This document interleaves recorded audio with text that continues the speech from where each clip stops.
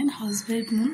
তোমরা সবাই কেমন আছো? আশা করি ভালো আছো। আমি আছি মোটামুটি ভালো, কারণ দুদিন থেকে প্রচুর জ্বর, মানে ভিতরে ভিতরে জ্বর, কাশি, গলাটা প্রচুর ব্যথা। তোমাদেরকে দেখাচ্ছি, সকালবেলা একটা জিনিস এনেছি, এত ভালো লাগে এরকম বৃষ্টি ভেজা দিনে এরকম ফুল, দারুণ। যে দেখো কত সাদা ফুল এনেছি, আর দুটো খালি লাল, মানে জবা ফুল বলে এটাকে, লাল ফুল ঠিক না, গোলাপি কালারের হয়, জবা ফুল দুটো এনেছি, আর লাল সাদা কালারের ফুল এনেছি।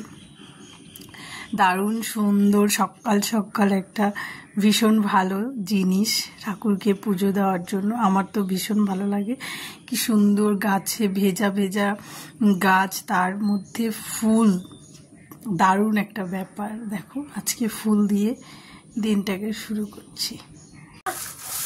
এই দেখো তোমাদের দাদাভাই দই নিয়ে এসেছে, ছাতু মাখা খাবে উনি। এই যে ছাতু এখানে রেডি করেছি, আর দই নিয়ে এসেছে, খাবে, দইটা মাখবো।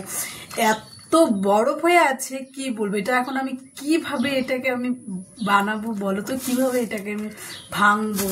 ভাঙছি, সাঁড়াশি দিয়ে ভাঙছি, তাও মানে ভাঙছেই না, এত শক্ত। ফ্রিজে রাখলে, ডিপ ফ্রিজে রাখলে তো পাথর হয়ে যাবে, পাথর হয়ে আছে। এখন আর এটা কিছুতেই ইসে হচ্ছে না, এটাকে কিভাবে খাবো সেটাই ভাবছি। ছাতুটা মাখবো, সমস্ত কিছু রেডি করে রেখেছি, ছাতু মাখবো। দেখি এটাকে কিভাবে বের করা যায়। তোমাদের দাদাভাই গেছে জল আনতে, আজকে যেহেতু স্কুল ছুটি, তাই তোমাদের দাদাভাই স্কুলে গেছে জল আনতে। জল এনে তারপরে খাবে, বলে কি ততক্ষণে তুমি এটাকে রেডি করো, আমি জলটা নিয়ে আসি। আমি বলছি ঠিক আছে যাও, আমি জলটা এটাকে রেডি করছি। আমি কোন দিকে তাকাচ্ছি আমি বুঝতে পারছি না, আমি ক্যামেরার দিকে তাকাচ্ছি না সোজাসুজি তাকাচ্ছি বুঝতে পারছি না। আজকে সারাদিন আমি কি করি না করি সেটাই তোমাদের সাথে শেয়ার করবো। আমি অনেক দিন পরে আজকে 10-12 মিনিটের ব্লগ দিব। আমি তো এই কয়দিন তো ছোট ছোট মিনি ব্লগ দিয়েছি, শর্ট ভিডিও দিয়েছি। আজকে ভাবলাম যে একটা ডেলি রুটিন শেয়ার করি তোমাদের সাথে। সকালে উঠে সমস্ত কাজ করে ফেলেছি, আর যেহেতু আমার একটু ঠান্ডা লেগেছে তাই তাড়াতাড়ি সমস্ত কাজগুলো শেষ করে নিলাম। নাহলে না, যত মানে বেলা যাচ্ছে দেখি আকাশটা অন্ধকার হয়ে আসছে, মনে হচ্ছে বৃষ্টি আসবে, বৃষ্টি আসবে মনে হচ্ছে। তাই কিছু করার নেই, সমস্ত কাজ টাজ করে রেখে ঠাকুরের বাসন টুসন ধুয়ে ফুল টুল এনে সমস্ত কিছু রেখে দিয়েছি। একটু বেলা হলে পরে স্নান করে পুজো দেবো। এখন মনে হয় 10:30 বাজে, এখন 10:30 বাজে। সকালে খেয়েছি ব্রেড খেয়েছি, চা, ব্রেড আর ডিম অমলেট খেয়েছিলাম। কিন্তু আমার দাদাভাই বলছি কি আর একটু ছাতুটা তো মাখো, খাই, অনেকদিন থেকে খাই না। ঠিক আছে। পরে ঘরে তো সমস্ত কিছু ছিল, খালি দইটা ছিল না, সেটাই তোমাদের দাদাভাই নিয়ে এসেছে। এখন এটাই মাখবো, দই মেখে টেখে তোমাদের দাদাভাইকে দেবো, আমি খাবো। আমার ছেলেরও খাওয়া হয়ে গেছে, ও সকালে চা বিস্কিট খেয়েছে, ব্রেড খেয়েছে। এখন ও বলছে কি ছাতু মাখা খাবে, দেখি যদি খায় তাহলে দেবো। আর আজকে যেহেতু বুদ্ধ পূর্ণিমা, আজকে তো সমস্ত কিছুই বন্ধ, সবকিছুই বন্ধ। ভেবেছিলাম আজকে একটু বাড়ি যাবো, মানে জলপাইগুড়ি যাওয়ার কথা ছিল, কিন্তু হঠাৎ করে ক্যান্সেল হয়ে গেল। কালকে শরীরটাও আমার বেশি একটা ভালো না, আবার যাবো।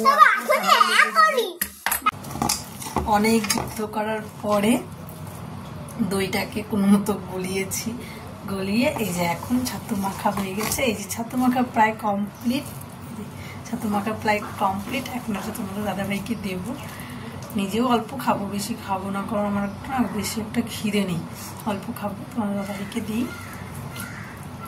অনেক যুদ্ধ করার পরে, আমি তো পারিনি, তোমাদের দাদাভাই এসে গলিয়েছে দুইটাকে। এই দেখো আমি ছাতু টাতু খেয়ে সমস্ত কাজ করে স্নান করে পুজো দিতে চলে এসেছি। এই যে পুজোটা দিয়ে নিচ্ছি। তো আমার আজকে যেহেতু স্কুলটা ছুটি, তাই ছেলেকে ওর বাবার ওখানে পাঠিয়ে দিয়ে স্নান করে পুজোটা দিয়ে নিলাম। তারপরে দেখি তোমাদের দাদাভাই এসেছে, তারপর বললাম আমাকে একটু ভিডিও করে দাও, তাই তোমাদের দাদাভাই ভিডিও করে দিল। তারপরে যে পুজো টুজো দিয়ে এখানে চলে এসেছি, চুলটুল চিরুনি করে নিয়ে সিঁদুরটা পরে নিলাম, পরে নিয়ে তারপরে প্রসাদটা নামাবো। আর আমার যেহেতু ভিডিও করে দেওয়ার কেউ নেই, সেরকম আমি ভিডিওই করতে পারি না। আর তোমাদের দাদাভাইকে কি বলবো, তোমাদের দাদাভাই তো কাজে সবসময় ব্যস্ত থাকে, তাই ভিডিও করে দেওয়ার টাইম উনি পায় না। তাই নিজের ভিডিও যতটুকু পারি অতটুকু নিজেই ভিডিও করার চেষ্টা করি। আর তোমাদের দাদাভাই ঘরে থাকলে তখন তোমাদের দাদাভাইকে বলি আমাকে একটু ভিডিও করে দাও, তাই তোমাদের দাদাভাই আমাকে একটু ভিডিও করে দেয়। এই যে এখানে প্রসাদ পুজো সমস্ত কিছু করে প্রসাদটা নামাতে চলে এসেছি। আর আমাদের ঠাকুরকে যেহেতু পুজো দিয়ে প্রসাদ ঢেকে দিতে হয়, তার 5 মিনিট পরেই আমি প্রসাদটা উঠিয়ে নিই। অনেকে উঠায় না দেখি আমি, কিন্তু আমি প্রসাদটা উঠিয়ে নিয়েছি।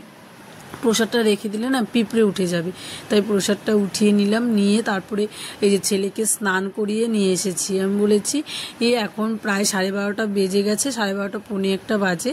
আমি বলছি তুমি স্নানটা করে নাও, স্নান করে তারপরে অন্য বাকি কাজ করো। তাই ছেলেকে স্নান করিয়ে দিয়েছি। ওই যে স্নান করে ও ঠাকুরটা প্রণাম করে নিল।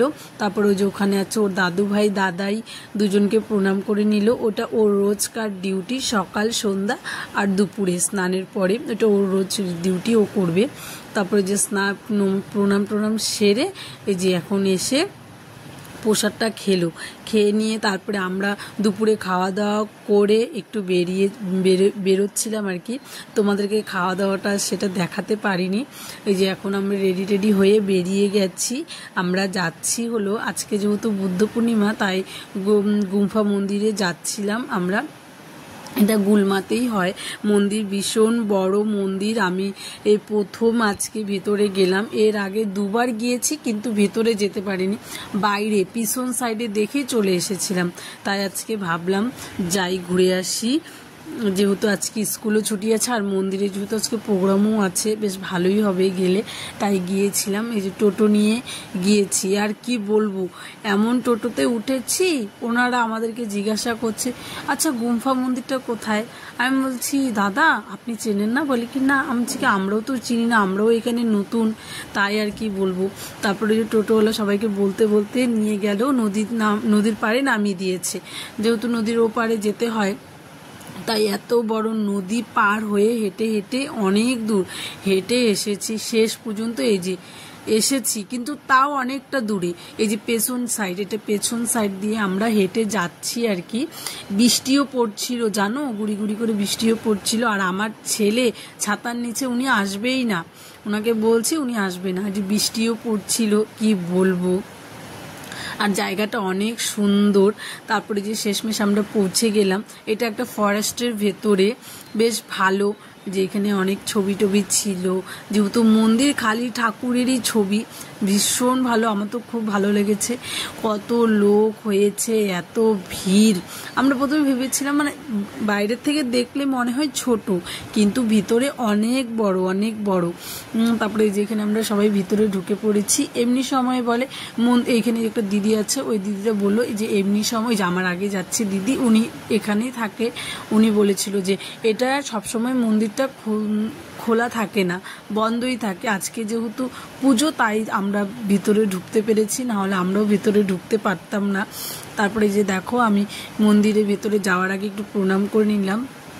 তারপরে এই যে এই জিনিসগুলো, এইটাকে কি বলে আমি জানি না ঠিক, কিন্তু পরে এই যে এটাকে বলে ঘুরিয়ে তারপরে যেতে হবে, চারিদিকে ঘুরিয়ে নিয়ে তারপরে মন্দিরে ঢুকতে হবে, তার আগে ঢোকা যাবে না। তাই যে পেছন সাইড, আমি তখন উপরেই ছিলাম, মন্দিরের উপরেই ছিলাম। এই যে এখানে পেছন সাইডটা দেখো কত সুন্দর, দারুণ, খালি ঠাকুরের ছবি। এত ভালো লেগেছে আমার, কি বলবো, আমার খুব ভালো লেগেছে। আর ওই যে এখানে যার জন্য এসেছি তার দর্শন হয়ে গেল। এই যে বুদ্ধ ঠাকুর, ভীষণ ভালো লেগেছে আমার এখানে এসে। এত লোক, আর এখানে না সব ছোট বাচ্চারা ছিল। সব ছোট বাচ্চারা ছিল। অনেকে হয়তো শিখতে এসেছে বা অনেকে জানে, এরকম বই পড়ে শোনাচ্ছে। মানে কি বলবো, এই যে এরকম এখানে পাতা আছে, আসন বেঞ্চ পাতা আছে, এখানে বসে ওরা বলছে আর কি, গল্প বলছে, এখানে পাঠ করছে কিছু একটা, যাই হোক। তারপরে যে দেখো এখানে এই যে এটাকে কি বলে আমি জানি না, এই ঠাকুরটাকে নাম জানি না নাম। যেহেতু আমি প্রথম এসেছি, তো আমি অনেক কিছু দেখে বেশ অবাক হয়েছি, কারণ একটা মন্দিরের ভেতরে এত কিছু থাকে আমার জানা ছিল না, যে বুদ্ধ ঠাকুরের সাথে যে এত ঠাকুর থাকে, মানে সেটা আমি জানতাম না, আজকে প্রথম। তারপরে এই যে তোমাদের দাদা ভাই তোমাদের দাদা ভাইয়েরও ভীষণ ভালো লেগেছে, বলে আমি আর আগে কোনোদিনও আসিনি এরকম মন্দিরে, আজকে প্রথম এলাম। আর আমিও সত্যি বলতে আমিও আজকে প্রথমই এসেছি এখানে, আমিও আগে কোনোদিন যাইনি, বাইরের থেকে দেখেছি কিন্তু ভিতরে যাওয়ার আমার সেরকম সৌভাগ্য হয়নি, তাই ভিতরে যেতে পারিনি। আজকে যেহেতু মন্দিরে পুজো ছিল তাই এত ভেতরে আমরা ঢুকতে পেরেছি। অনেক মানুষ আছে এই দিনটার জন্য অপেক্ষা করে যে ভেতরে যাব, দেখবো, ভেতরে গিয়ে ভগবান দর্শন করব। খালি তো আমরা বাইরেই সবসময় ঘোরাফেরা করি, একটু ভেতরে গিয়েও দেখতে ইচ্ছে করে। তারপরে এই যে আমার ছেলে, ওর তো এটা আমার ছেলের কি বলবো, এটা আমার, ও যেখানেই ঠাকুর দেখবে সেখানেই ও প্রণাম করবে, হ্যাঁ, ওকে বলে দিতে হয় না, ও প্রণাম করে। তারপরে যেখান থেকে সিঁড়ির থেকে নেমে গেলাম, জানো এখানে একটা জিনিস ব্যাপারটা খুব ভালো লেগেছে, সবাই এত লোক, সবাই সবার জুতো খুলে খুলে রাখছে, কিন্তু কেউ কারো জুতো নিয়ে যে চলে যাবে সেরকম তো না। অন্য জায়গায় যেরকম হয় না, এর জুতো নিয়ে চলে যায়, ওর জুতো নিয়ে চলে যায়, সেটা এখানে হয়নি। আমার বেশ ভালো লেগেছে, কারণ জুতোটা রেখে আমরা মন্দিরে গিয়েছি, তারপরে এসে দেখি যেখানে জুতো সেখানেই ছিল। তারপরে যেখানে দেখো এই যে আমার ছেলেটাকে কি বলে ঘোরানোর পরে এই যে এখানে আমরা চলে এসেছি, আমরা রাস্তায় এসেছি। আর ওখানে জানো পার্কের মতো, মানে চারিদিকে তুমি বিকালবেলায় গেলে চারিদিকে পার্কের মতো তুমি বসতেও পারবে ওখানে। তারপরে ওখান থেকে আমরা চলে এসেছি, আমরা যেখানে থাকি সেখানে দেবীডাঙ্গায় চলে এসেছি। এসে আমি ফুচকা খেয়ে নিলাম আর দিদি আগেই চলে রাত্রি এখন বাজে 10:30। আর আমরা কি করছি দেখবে, আমরা বানাচ্ছি আমের আচার। আমার ছেলে ঘুমিয়েছে এখানে, ওকে ঘুমটুম পাড়িয়ে রেখে তারপর আমরা আমের আচার বানাচ্ছি। কি করব, দিনের বেলা টাইম পাইনি তাই এখন বানাচ্ছি।